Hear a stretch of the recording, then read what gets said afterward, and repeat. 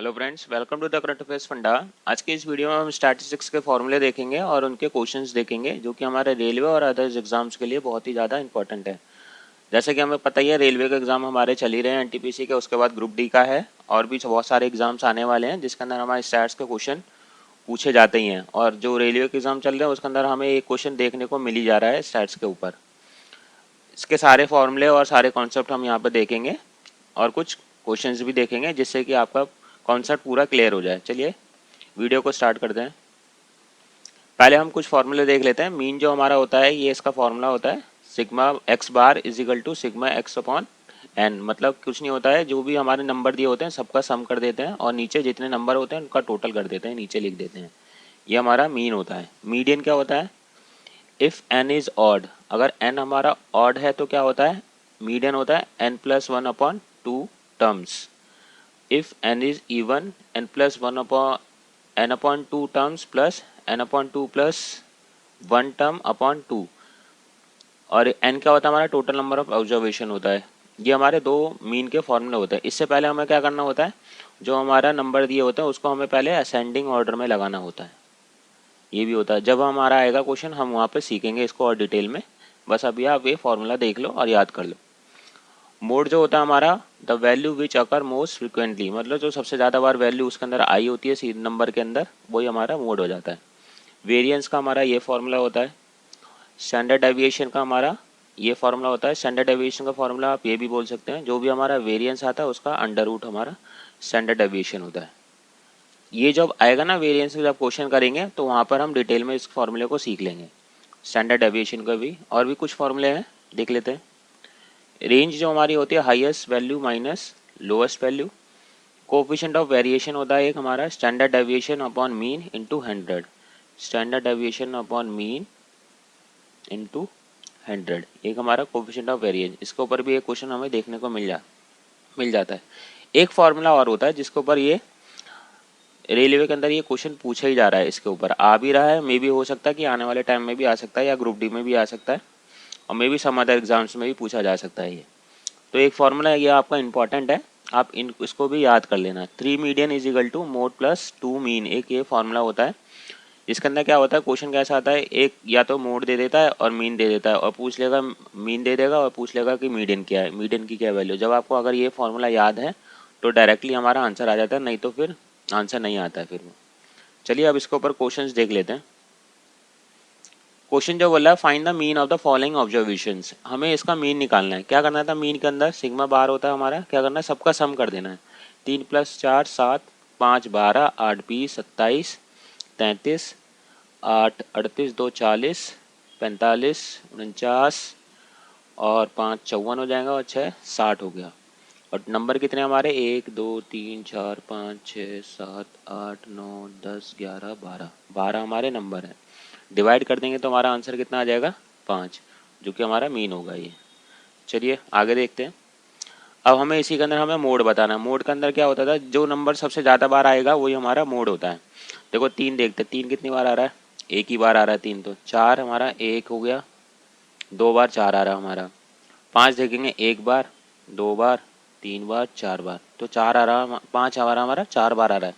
और मैक्सिमम यही आ रहा होगा यहाँ पर, देखना इससे ज़्यादा कोई आ नहीं रहा। 8 भी एक ही बार है, 6 भी हमारे 2 ही बार हैं, 2 भी एक ही बार है और 7 भी एक ही बार है। तो हमारा मैक्सिमम कौन सा आ रहा है? 5 आ रहा है, तो 5 ही हमारा मोड होगा। और इसी के अंदर आगे देख लेते हैं, इसका मीडियन निकालना है। अब देखो मीडियन हमने क्या बोला था, सबसे पहले तो इसको असेंडिंग ऑर्डर में लगाना। सबसे पहला काम क्या होता है मीडियन का? सबसे पहले असेंडिंग ऑर्डर में लगाना सारे नंबर को।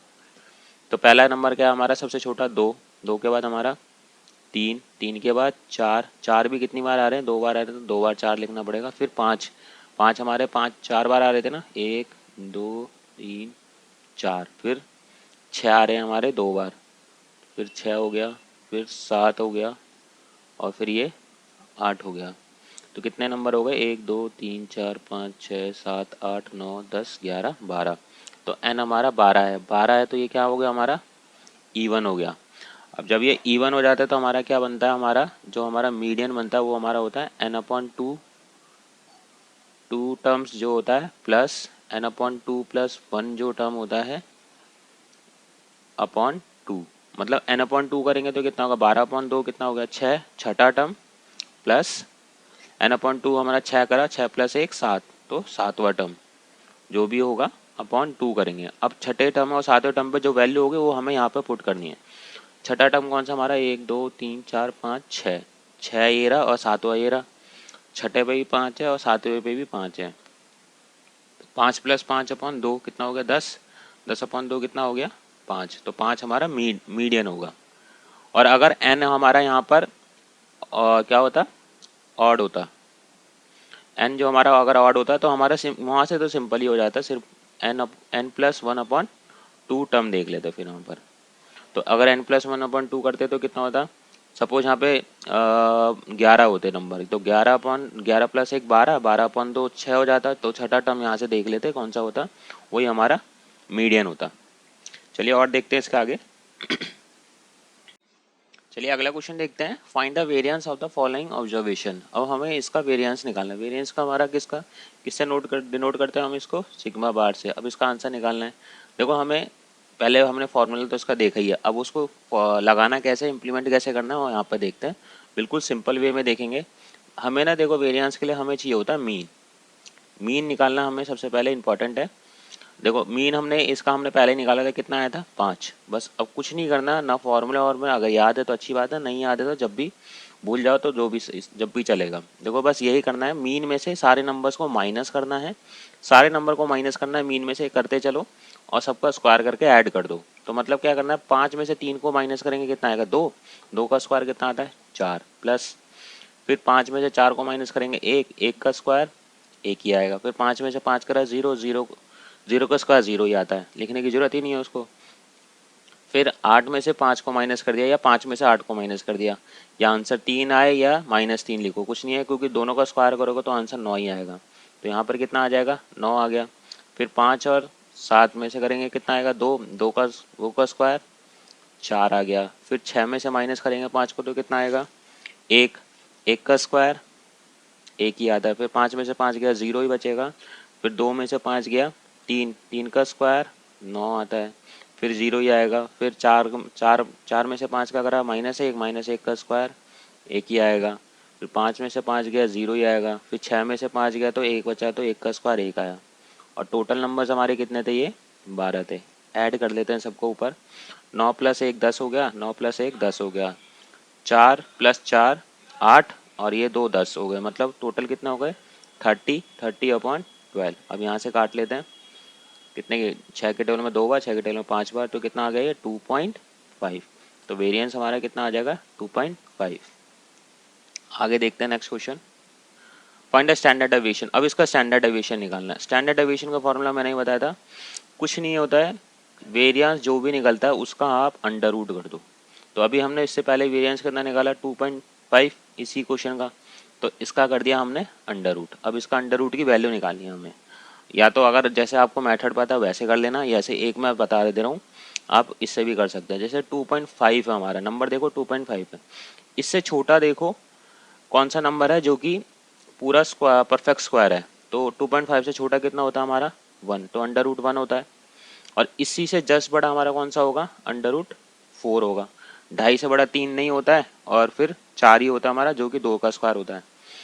अब देखो क्या करना, जो छोटा वाला होता है ये किसका स्क्वायर है, ये 1 का है, तो 1 यहाँ पे लिख दिया, प्लस अब इनमें से इसका डिफरेंस, पहले इसमें से इसका डिफरेंस कितना आया, 1.5 अपॉन, अब जो बचे हैं इन दोनों का डिफरेंस, 4 में से 1 का डिफरेंस कितना आता है, 3, तो 3 को यहाँ पे लिख दो। अब इसको सॉल्व कर लेते हैं, यहाँ से सॉल्व करेंगे तो आएगा 0.5, तो आंसर आएगा हमारा 1.5। जो वैल्यू आएगी ना ये हमारी अप्रॉक्स वैल्यू आएगी, प्रॉपर वैल्यू नहीं है, ये हमारी अप्रॉक्स ही वैल्यू आएगी।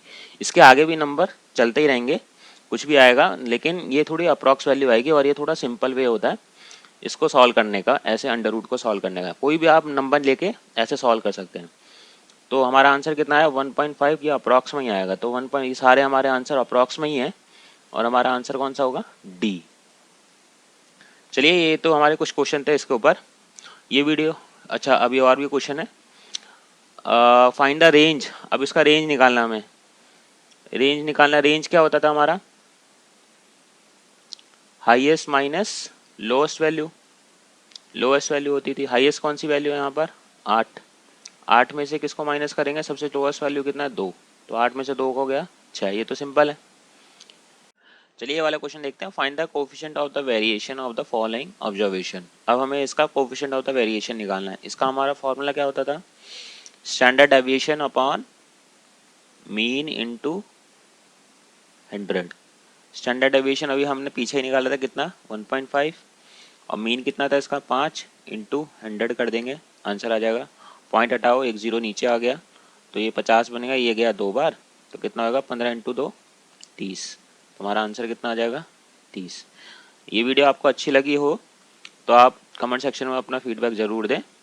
ऐसा ही और वीडियो के लिए हमारे चैनल को सब्सक्राइब कर लें। मिलेंगे अगली वीडियो में। Thank you.